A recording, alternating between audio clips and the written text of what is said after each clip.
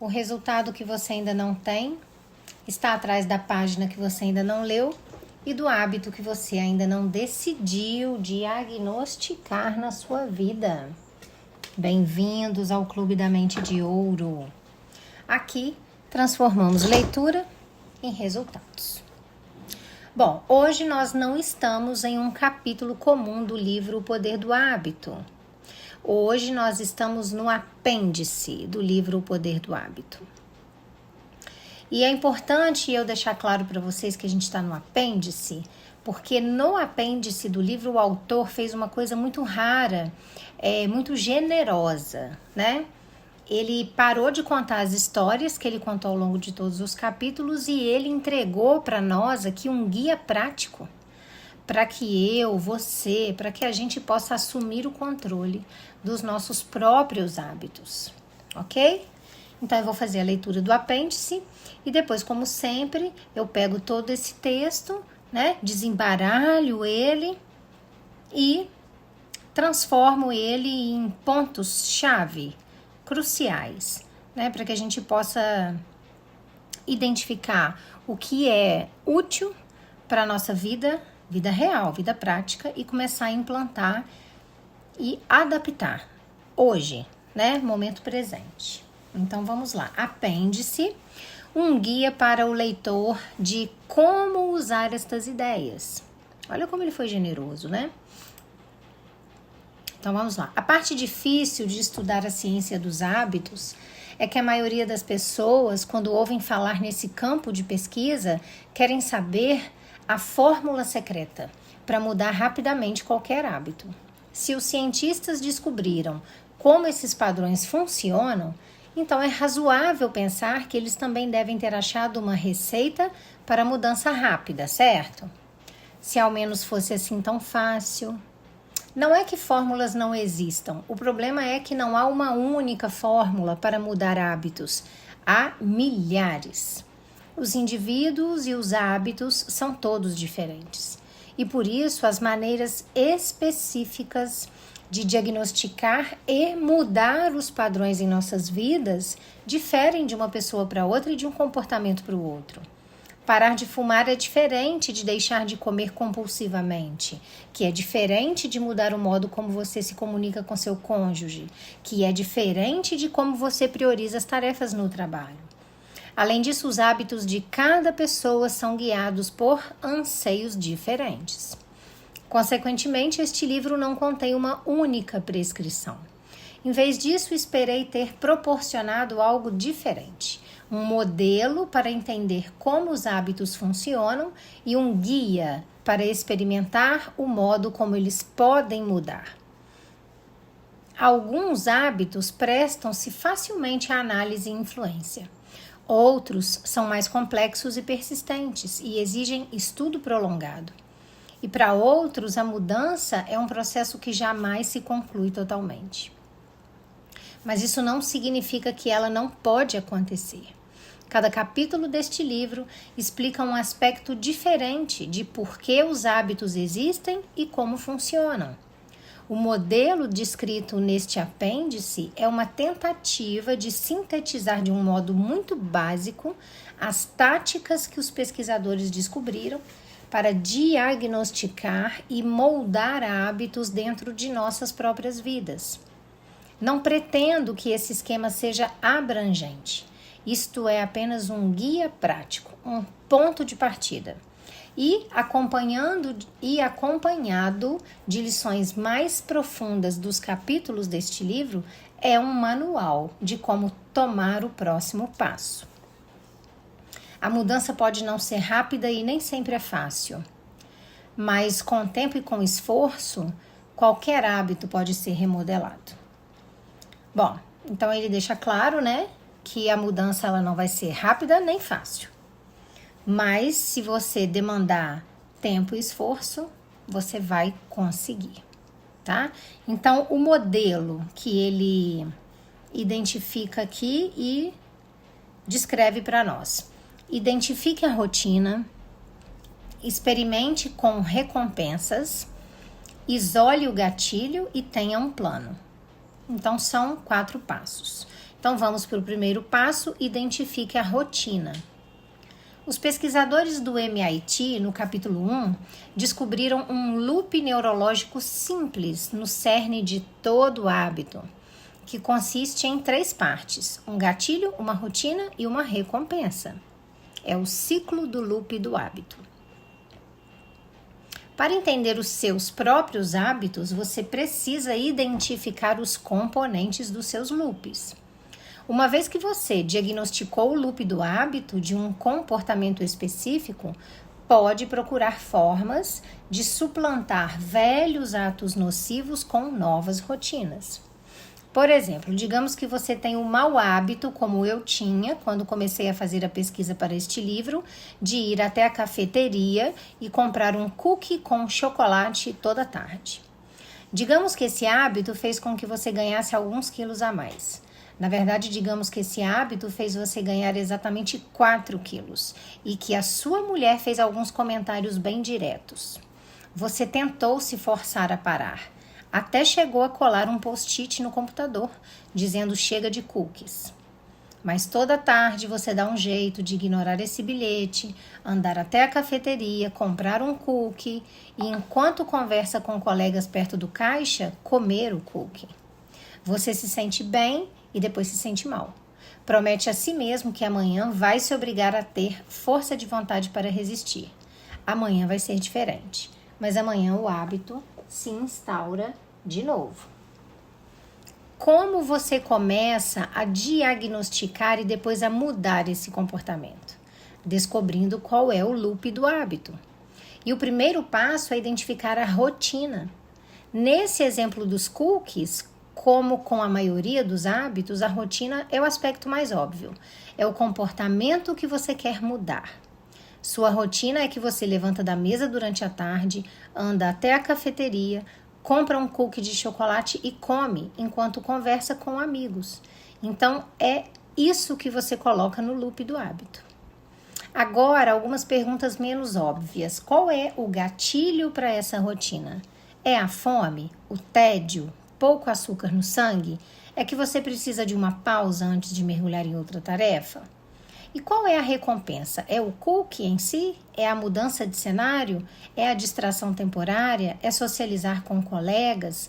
Ou é o surto de energia que vem dessa explosão de açúcar? Para descobrir isso, você precisará fazer um pequeno experimento. E aí ele entra no segundo passo, que é experimente com recompensas. As recompensas são poderosas porque elas satisfazem desejos, mas muitas vezes não estamos cientes dos desejos que impelem os nossos comportamentos. Quando a equipe de marketing do Febreze descobriu que os consumidores desejavam um aroma de frescor no fim de um ritual de limpeza, por exemplo, eles tinham descoberto um desejo que ninguém nem sabia que existia. Estava escondido em plena vista de todos. Os desejos, na maioria, são assim, óbvios quando pensamos neles depois, mas incrivelmente difíceis de ver quando estamos sob seu domínio.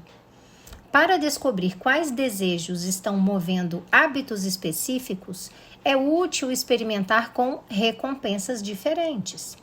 Isso talvez leve alguns dias, ou uma semana, ou mais. Durante esse período, você não deve sentir nenhuma pressão para fazer uma mudança real. Pense que você é um cientista no estágio de coleta de dados. No primeiro dia do seu experimento, quando sentir o impulso de ir à cafeteria e comprar um cookie, ajuste a sua rotina de modo que ela proporcione uma recompensa diferente.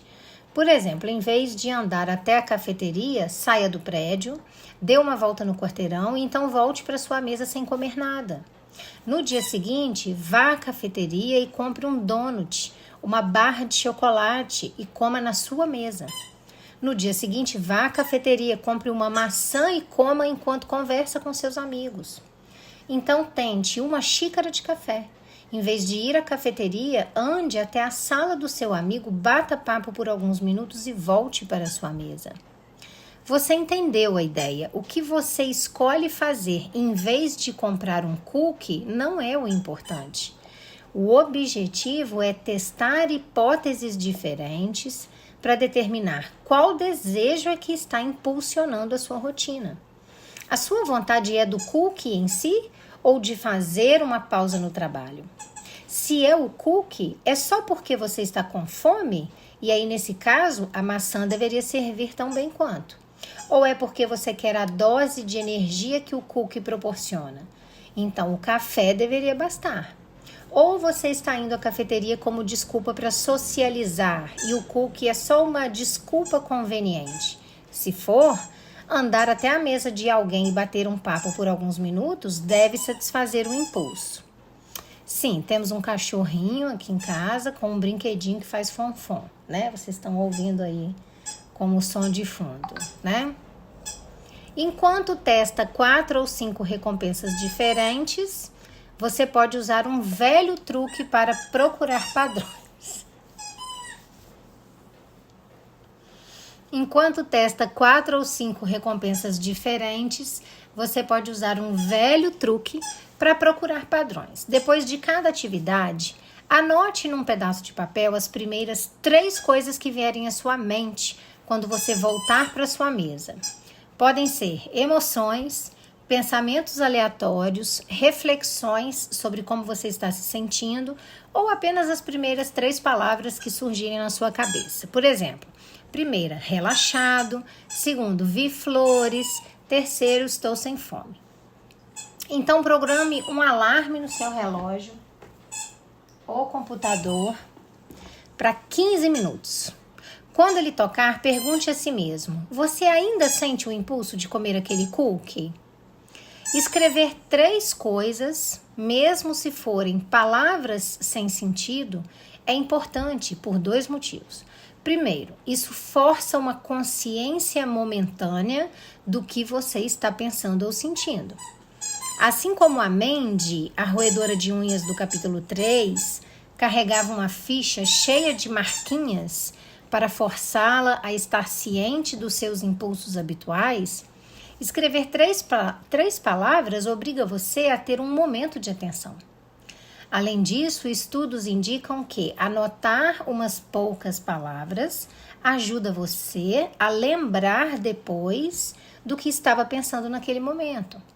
Ao fim do experimento, quando você reler as suas anotações, será muito mais fácil lembrar o que estava pensando e sentindo naquele exato instante, pois as palavras que você escreveu vão despertar uma onda de memória.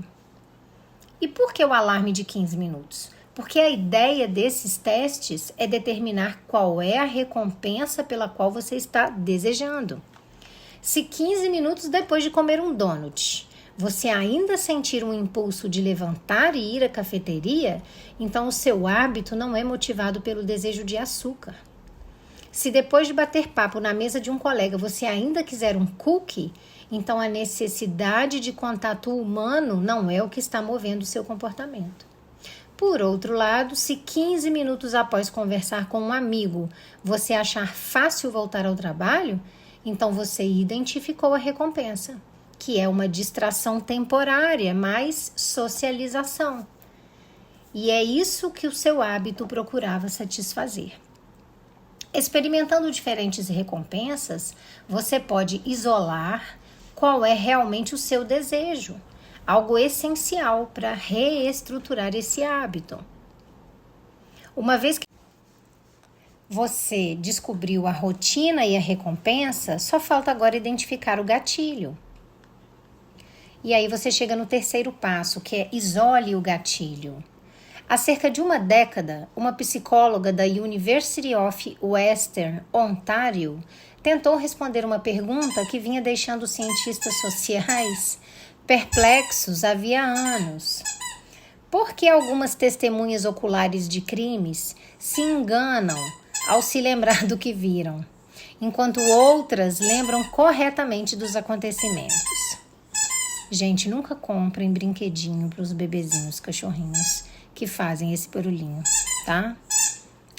Esse é o bingo do dia, totalmente, tá? Vamos lá. Ai, ai. As lembranças de testemunhas oculares, é claro, são importantíssimas. No entanto, estudos indicam que testemunhas oculares muitas vezes lembram equivocadamente do que observaram. Insistem que o ladrão era um homem, por exemplo, quando na verdade era uma mulher de saia, ou que o crime ocorreu quando estava escurecendo, embora os boletins da polícia digam que foi às 2 da tarde. Outras testemunhas oculares, por outro lado, conseguem se lembrar de crimes que viram com uma memória quase perfeita. Dezenas de estudos investigaram esse fenômeno, tentando descobrir por que algumas pessoas são melhores testemunhas oculares do que outras. Pesquisadores especularam que algumas pessoas simplesmente têm memórias melhores ou que um crime que ocorre num lugar bem conhecido é mais fácil de lembrar. Mas essas teorias não se provaram verdadeiras. Pessoas com memórias fortes e fracas, ou mais e menos familiaridade com a cena de um crime, estavam igualmente sujeitas a lembrar incorretamente o que aconteceu. A psicóloga tentou uma abordagem diferente. Imaginou que talvez os pesquisadores estivessem cometendo um engano ao focar naquilo que os interrogadores e as testemunhas tinham dito e não em como eles estavam dizendo isso. Ela suspeitava haver gatilhos sutis que estavam influenciando o processo do interrogatório. Mas, quando assistiu a fitas e mais fitas de entrevistas com testemunhas, procurando esses gatilhos, ela não conseguiu ver nada. Havia tanta atividade em cada entrevista, todas as expressões faciais, os jeitos diferentes como as perguntas eram feitas, as emoções flutuantes, que ela não conseguiu detectar nenhum padrão. Então, ela teve uma ideia. Fez uma lista com os poucos elementos nos quais ela ia se concentrar. O tom de voz dos interrogadores, as expressões faciais da testemunha e quão perto um do outro a testemunha e o interrogador estavam sentados. Então, ela retirou quaisquer informações que fossem distraí-la desses elementos. Baixou o volume da televisão para que, em vez de ouvir as palavras, só conseguisse detectar o tom de voz do interrogador. Colou uma folha de papel no rosto do interrogador para que só pudesse ver as expressões das testemunhas. Pôs uma fita métrica na tela para medir a distância entre um e outro. E depois que ela começou a estudar esses elementos específicos, os padrões saltaram aos seus olhos. Ela viu que testemunhas que se lembravam de fatos incorretos geralmente eram interrogadas por policiais com um tom de voz gentil e amistoso. Quando as testemunhas sorriam mais ou sentavam mais perto da pessoa que estava fazendo as perguntas, elas tinham mais chances de se enganar ao lembrar. Em outras palavras, quando os gatilhos da situação diziam "somos amigos", um tom gentil, um rosto sorridente, as testemunhas tinham mais chances de lembrar incorretamente do que acontecera. Talvez fosse porque inconscientemente esses gatilhos de amizade deflagrassem um hábito de agradar o interrogador. Mas a importância desse experimento é que as mesmas fitas tinham sido assistidas por dezenas de outros pesquisadores. Várias pessoas inteligentes tinham visto os mesmos padrões, mas ninguém os reconhecera antes, porque havia informações demais em cada fita para que alguém visse um gatilho sutil. Uma vez que a psicóloga decidiu focar apenas 3 categorias de comportamento, no entanto, e eliminar as informações que não fossem relevantes a elas, os padrões saltaram aos olhos. Nossas vidas são assim também. O motivo para que seja tão difícil identificar os gatilhos que deflagram nossos hábitos é porque há informações demais nos bombardeando enquanto os nossos comportamentos se manifestam. Pergunte a você mesma, você toma café da manhã num certo horário todo dia porque está com fome? Ou porque o relógio diz que são 7h30? Ou porque seus filhos começaram a comer? ou porque você está vestida e é nesse momento que o hábito do café da manhã entra em ação?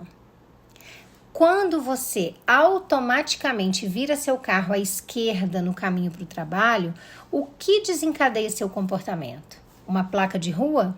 Uma árvore específica? Saber que esta é de fato a rota certa? Todos esses fatores juntos?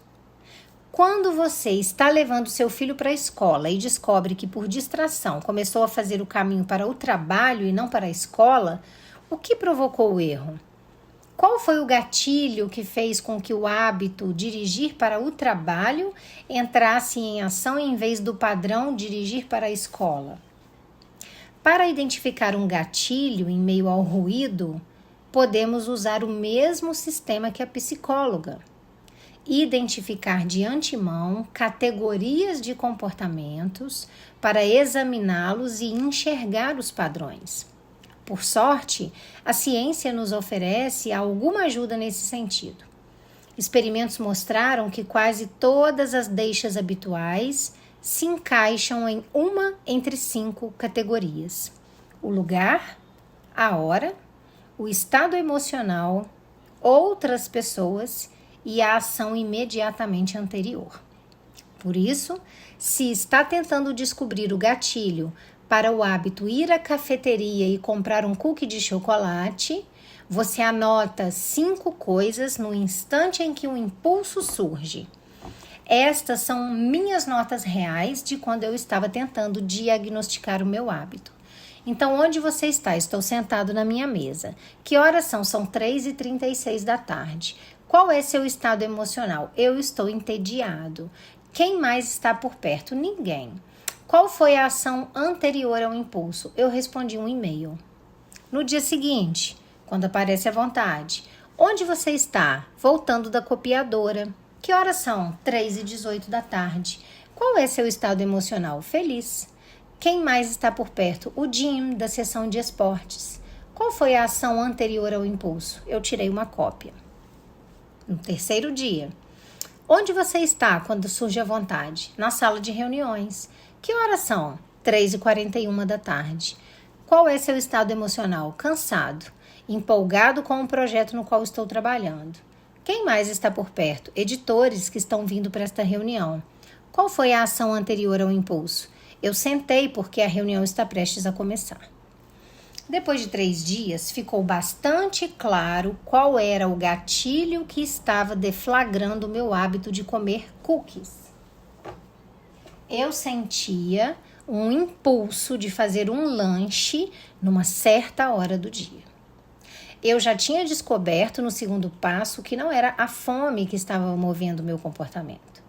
A recompensa que eu estava buscando era uma distração temporária, do tipo que alguém obtém batendo papo com um amigo.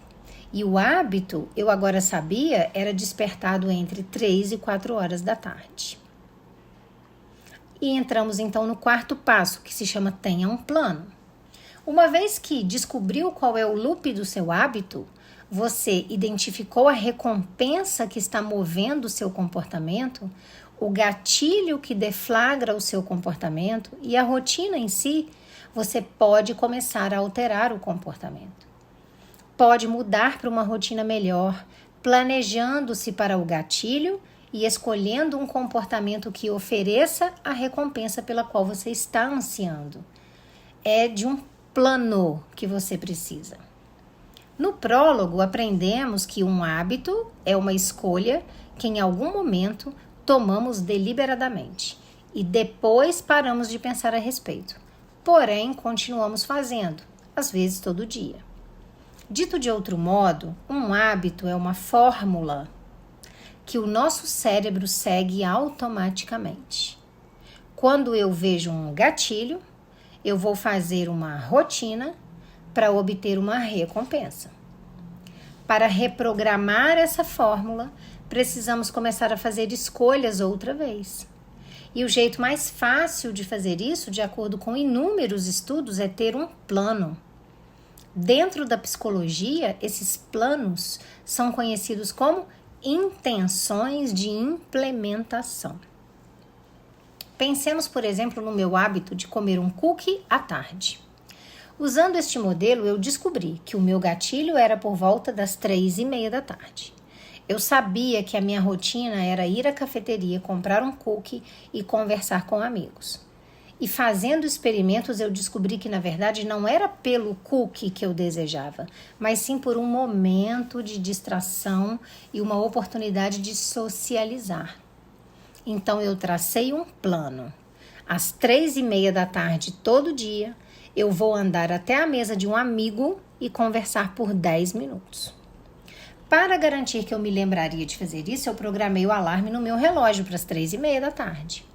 O plano não funcionou imediatamente. Havia dias em que eu estava ocupado demais e ignorava o alarme, então caía do cavalo. Outras vezes parecia ser trabalhoso demais encontrar um amigo disposto a bater papo. Era mais fácil comprar um cookie e por isso eu cedia ao impulso. Porém, nos dias em que eu seguia o meu plano, quando meu alarme tocava e eu me forçava a andar até a mesa de um amigo e conversar por 10 minutos, eu descobria que eu terminava o expediente me sentindo melhor. Eu não tinha ido à cafeteria, eu não tinha comido um cookie e eu me sentia bem. Por fim, passou a ser automático. Quando o alarme tocava, eu achava um amigo e terminava o dia com uma pequena, porém real sensação de conquista. Após umas poucas semanas, eu quase nem pensava mais na rotina. E quando eu não achava ninguém para bater papo, eu ia na cafeteria, mas eu comprava um chá e o bebia com amigos. Isso tudo aconteceu há cerca de 6 meses. Eu já não tenho mais esse relógio, eu o perdi em algum momento. Mas todo dia, por volta das 3:30, eu distraidamente levanto da mesa, procuro na sala de redação alguém para conversar, passo 10 minutos batendo papo sobre as notícias, então eu volto para minha mesa. Isso acontece quase sem que eu pense a respeito. Tornou-se um hábito. Obviamente, alguns hábitos podem ser mais difíceis de mudar, mas esse modelo é um ponto de partida. Às vezes a mudança leva um bom tempo, às vezes exige uma série de experimentos e fracassos. Mas, uma vez que você entende como um hábito funciona, uma vez que você diagnostica o gatilho, a rotina e a recompensa, você ganha poder sobre ele, ok? O apêndice termina aí, depois vem uma parte de agradecimentos, né? Eu vou ler os agradecimentos, mas não vou ler o nome das pessoas a quem ele agradece, porque são inúmeros, tá? Vou ler o texto em si, que é um texto de agradecimento muito bonito. Alguns nomes eu vou ler, mas, por exemplo, chega parágrafos de 10 linhas que ele fala agradeço a, e aí só vai falando os nomes, tá? Nessa parte eu não vou ler, mas eu vou explicar para vocês. Então, vamos aos agradecimentos. Sem fazer nada para merecer, tive a sorte de trabalhar ao longo de toda a minha vida com pessoas mais talentosas do que eu e de poder roubar a sua sabedoria e elegância e fazer passar como se fossem minhas. É por isso que você está lendo este livro e é por isso que tenho tantas pessoas a agradecer. Andy Ward adquiriu o poder do hábito mesmo antes de começar a trabalhar como editor na Random House.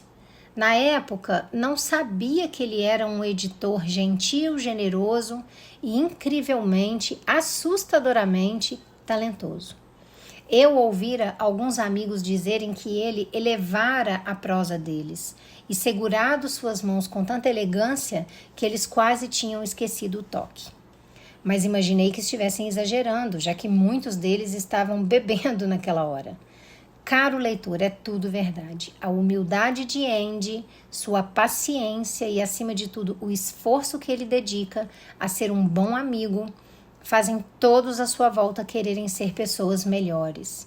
Este livro é dele, tanto quanto o meu, e sou grato por ter tido a chance de conhecê-lo, de trabalhar e aprender com ele.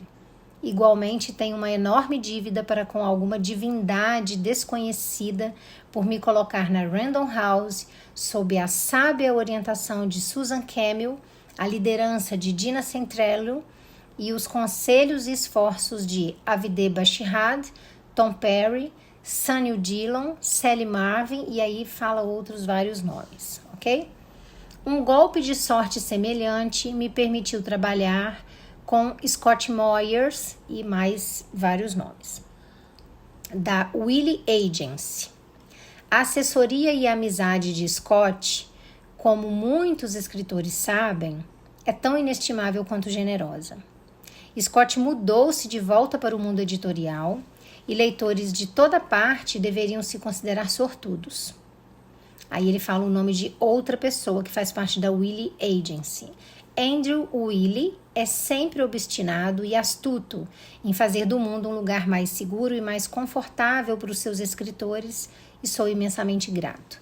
E aí ele fala de outra pessoa da Willie Agency. E James Pullen me ajudou a entender como escrever em línguas que eu nem sabia que existiam. Além disso, eu tenho uma dívida enorme para com o New York Times.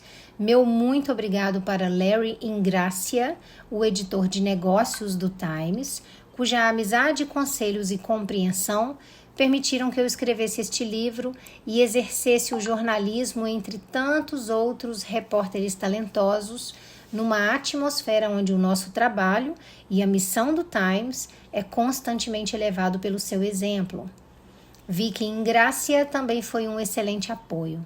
Como qualquer escritor que conheceu Aidan Bryant sabe, ele é um ótimo advogado e amigo, com mãos abençoadas. E é um privilégio trabalhar para Bill Keller, e aí ele fala vários nomes, e seguir seus exemplos de como os jornalistas deveriam se portar no mundo. Mais alguns obrigados. Sou grato a meus colegas do Times, e aí ele fala vários nomes de vários colegas do Times, e outros que foram tão generosos com sua amizade e suas ideias. Do mesmo modo, sou grato a, e aí ele fala 2 parágrafos só de nomes, todos que ofereceram apoio e orientação. A capa do livro e os maravilhosos gráficos internos vêm da mente do incrivelmente talentoso Anton Yelkanovets. Tenho também uma dívida para com as muitas pessoas que foram generosas com o seu tempo ao oferecer relatos para este livro. Muitas são mencionadas nas notas, mas eu queria agradecer especialmente, e aí ele vai falando vários nomes, tá? De pessoas que apareceram no livro, né? Que a gente leu. Recebi uma imensa ajuda de pesquisadores e verificadores de fatos, incluindo, e aí ele fala mais vários nomes. Serei eternamente grato a Bob Spichen, que me deu meu primeiro trabalho de verdade no jornalismo, e lamento não poder compartilhar este livro com 2 amigos que perdi cedo demais, Brian Ching e L.K. Casey. Por fim, minha gratidão mais profunda vai para minha família. E aí ele fala o nome de todos da família e fala que foram amigos maravilhosos. Meus filhos, Oliver e John Harry, foram fontes de inspiração e insônia.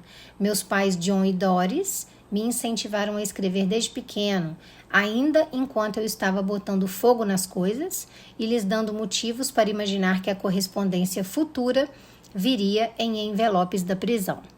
E é claro, a minha mulher Liz, cujo amor, apoio, orientação, inteligência e amizade constantes tornaram este livro possível, setembro de 2011, ok?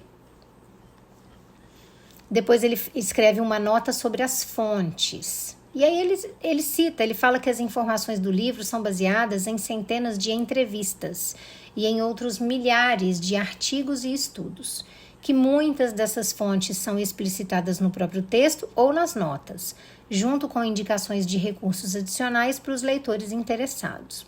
Na maioria das situações, os indivíduos que forneceram as principais fontes de informações ou que publicaram pesquisas fundamentais para o livro receberam a oportunidade, depois que a pesquisa estava completa, de revisar os fatos e oferecer comentários adicionais, apontar discrepâncias ou indicar problemas no modo como as informações são apresentadas.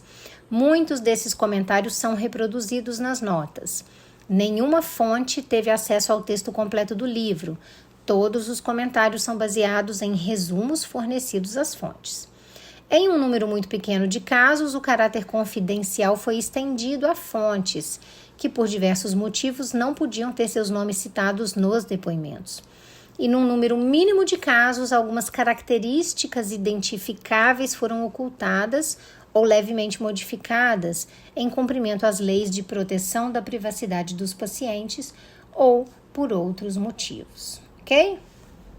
Então,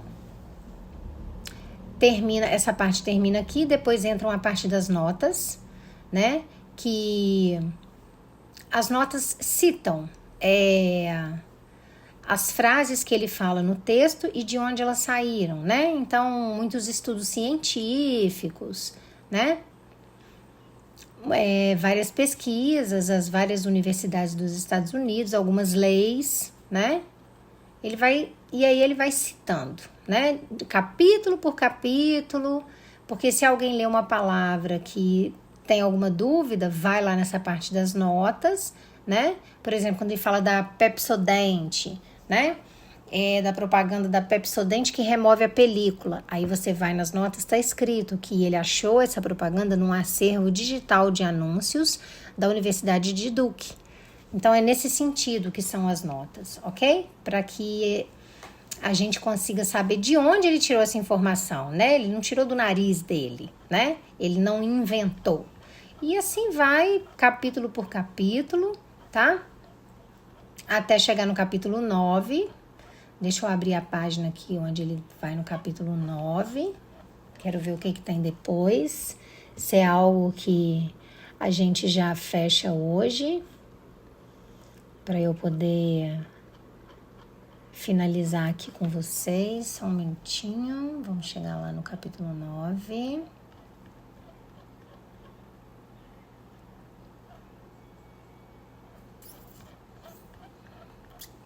Peraí.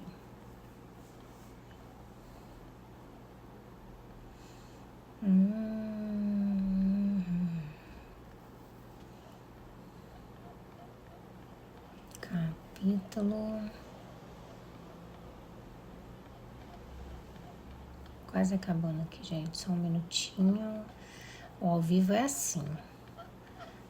Capítulo 7. Capítulo 8.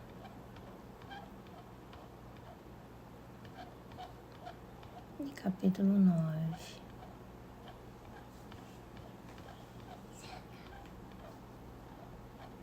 Capítulo 9.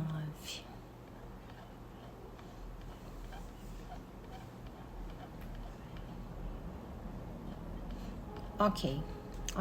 Então, realmente, termina aí, tá? O livro termina aqui. Então, agora vamos finalizar, né? O último vídeo do livro Poder do Hábito. E para finalizar, na verdade não tem muita coisa a ser dita, porque já consegui elucidar tudo muito ao longo dos capítulos, porque os capítulos foram muito extensos e eles já eram autoexplicativos, né? Então eu já discorri bastante sobre esse tema ao longo de cada vídeo. Mas para fechar, eu queria relembrar com vocês que esse apêndice que ele faz, né, que na verdade é um guia prático, que ele dá de presente para que você consiga assumir o controle dos seus próprios hábitos, ele já quebra uma ilusão, né, que é muito comum logo no início do apêndice, né, onde ele já dá um tapa na cara e já te fala, ó, não existe uma fórmula mágica para você mudar os seus hábitos, não existe um atalho universal, né, um portal mágico, não existe uma receita única, né, não é simples assim. Mas isso, eu não quero que vocês entendam que isso seja uma coisa desanimadora, não é, isso é libertador, gente. Porque hábitos, eles não são genéricos, né? Hábitos são pessoais, hábitos estão dentro de um contexto, hábitos são emocionais, né? E aí ele dá vários exemplos, né? Por exemplo, o hábito de parar de fumar não é o mesmo que parar de comer por ansiedade, né? Mudar a forma como você gasta dinheiro não é a mesma coisa que mudar como você reage ao medo, reage à rejeição, reage à sobrecarga. Então é por isso que o livro, ele aqui no apêndice, ele deixa bem claro que ele não te promete um milagre, né? É isso que eu quero deixar bem claro, mas ao mesmo tempo ele te entrega um modelo, né? Um modelo para que você primeiro possa entender, depois você possa experimentar e aí você consegue retomar o poder, né? O autor é claro nessa parte.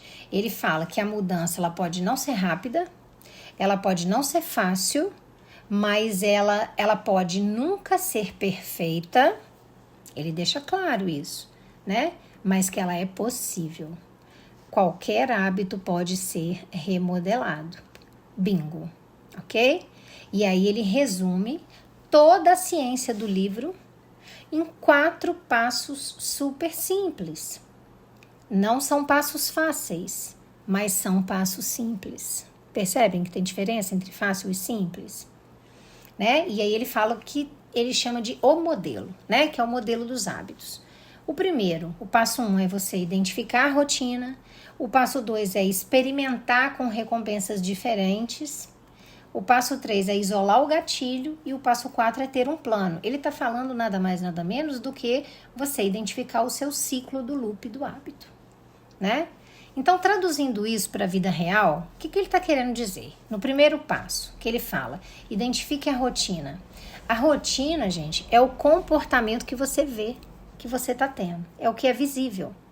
É aquilo que você faz no automático e depois se pergunta, por que eu fiz isso de novo se eu sei que isso não me ajuda? Né? No livro, o exemplo que ele usa é o quê? É o cookie. É ir na cafeteria comer o cookie e conversar com os amigos.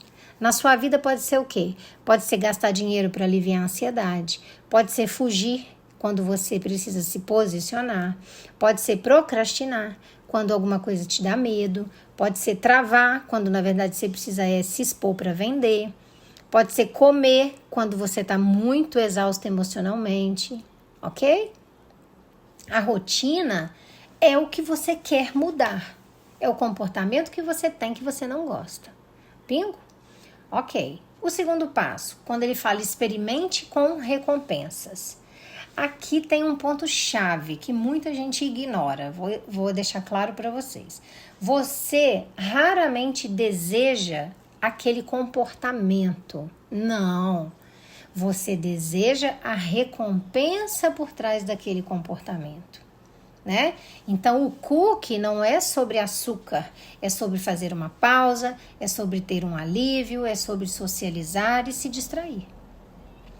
Por isso, o livro fala pra gente, não tente mudar ainda, você está experimentando, experimente, teste recompensas diferentes, observe como você se sente depois, né? Faz o teste dos 15 minutos. 15 minutos depois você se pergunta, eu ainda sinto essa mesma vontade? Se segura por 15 minutos, depois eu ainda tô com vontade de fazer isso? Então, se depois de 15 minutos o impulso desaparecer, você encontrou o desejo real que você tinha, não era aquilo. É o que tá por trás daquilo. Bingo? Ok, agora vamos pro terceiro passo, que é isole o gatilho. Esse talvez seja o passo mais negligenciado por todo mundo, mas ele é o mais poderoso.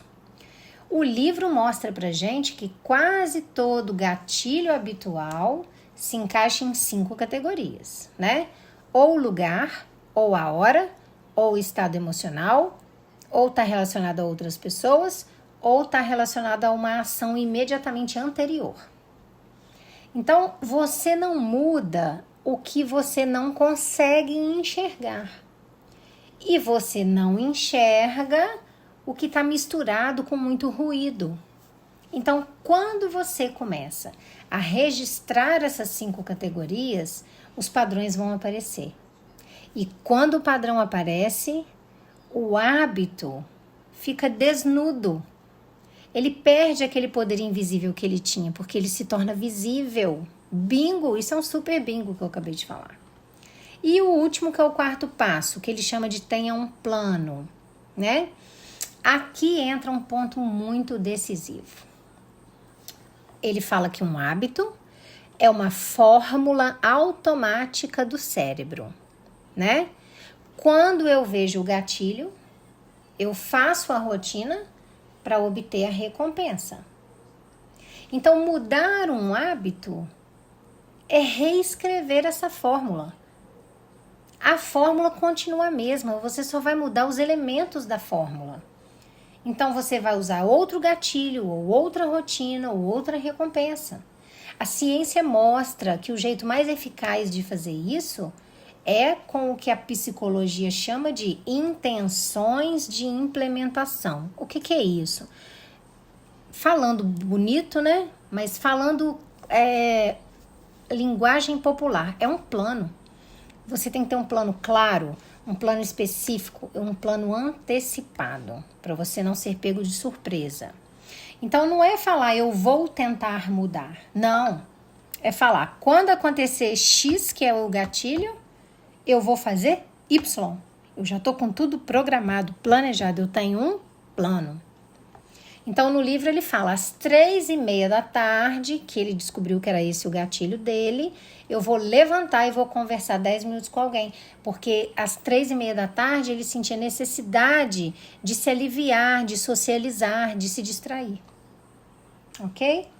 O plano, gente, não precisa ser perfeito. Até porque ele nunca é, tá? Mas ele precisa ser executável. Bingo? Guardem isso. O plano não precisa ser perfeito, ele precisa ser executável, você precisa conseguir fazer. Porque repetir o plano é que cria um novo automático na sua mente, cria um novo hábito. Então, se você tem um plano que não é executável, você nunca vai executar e ele nunca vai virar um hábito, porque você nunca vai conseguir fazer ele várias vezes, ok? Aqui tá a verdade mais importante dessa parte do livro, que é o apêndice, né? Você não muda hábitos só com força de vontade. Você muda os seus hábitos quando você cria consciência que eles existem, quando você reestrutura o loop dos hábitos que você tem, mudando ou o gatilho, ou a rotina, ou a recompensa, e quando você repete essa nova estrutura que você fez. Qual rotina automática hoje está sabotando seus resultados? Qual recompensa emocional você realmente está buscando por trás desse comportamento? Em qual horário, em qual estado emocional ou em qual contexto esse hábito costuma aparecer? Qual plano simples você pode criar para responder diferente, de maneira diferente ao mesmo gatilho? Isso tudo é para você pensar, porque nós fazemos tudo isso que eu falei agora.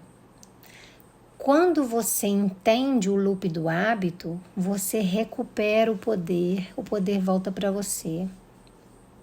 No meu livro Mente de Ouro, eu peguei exatamente esse modelo de gatilho, rotina e recompensa e ter um plano para reestruturar, e eu traduzi isso para uma realidade emocional, financeira, espiritual, da mulher que quer prosperar sem viver uma guerra interna. Não é teoria, é uma aplicação diária, ok? E ele vem com um bônus que eu chamo de cofre dourado da prosperidade, que são exercícios práticos diários, direto ao ponto, que vão fazer com que todo dia você faça isso, todo dia isso se torna automático, se torna um bom hábito. Eu vou deixar o link na descrição do vídeo, no primeiro comentário fixado, e me sentirei extremamente lisonjeada se vocês acessarem. Agora, essa pergunta que eu vou fazer é a última pergunta sobre o livro. Essa eu quero que vocês respondam para mim nos comentários, tá? Qual hábito você decidiu parar de tratar como fraqueza e começar a tratar como um sistema que pode ser redesenhado? Ah, eu bebo, é a minha fraqueza. Não. É um sistema que eu posso redesenhar. Eu posso ter controle sobre isso e melhorar. Você está no Clube da Mente de Ouro. Aqui não tem teoria vazia. Aqui você não luta contra si mesma. Aqui você aprende a se reprogramar. É para isso que eu tô aqui, para te ajudar. Ok? O apêndice do livro O Poder do Hábito deixa claro para nós. Você não precisa de mais motivação. Você precisa de mais clareza. Quando o gatilho fica visível, quando a recompensa é compreendida, quando o plano que você cria é simples, o seu hábito ele vai mudar sim, ok? Lembrem-se sempre, o resultado que você ainda não tem está atrás daquela página que você ainda não leu. E é para isso que eu tô aqui, porque eu tô lendo essa página para você, tô lendo essa página com você e tô lendo essa página por você. E o resultado que você ainda não tem também está atrás do loop do hábito que você ainda não decidiu reescrever na sua vida. Um beijo no coração de todos vocês. Próximo vídeo, livro novo. Um beijo.